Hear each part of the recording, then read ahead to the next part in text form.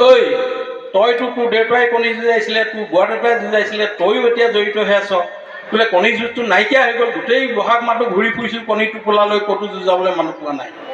এইটো নাইকিয়া হৈ যাব, এতিয়া কিবা এটা ব্যৱস্থা কৰ। তেতিয়া আমি কথাবিলাক আলোচনা কৰি আছিলোঁ চেগা চুৰুগাকৈ। আলোচনা কৰি থাকিয়ে হিৰণ্যকৰ ডাঙৰীয়াৰ নেতৃত্বতে আমি সদৌ অসম মুকলি কণী যুঁজ মেলা প্ৰতিষ্ঠা কৰিছোঁ।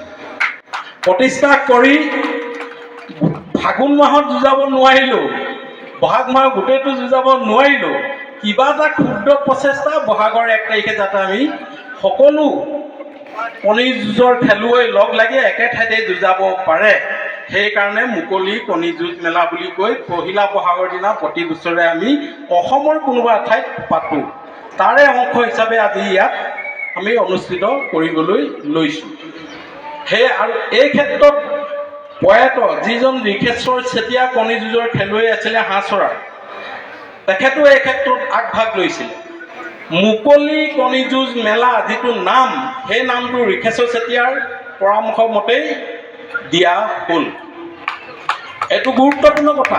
সেইজন ব্যক্তিৰ সোঁৱৰণিত পৰিয়ালবৰ্গই আজি স্মৃতি গ্ৰন্থ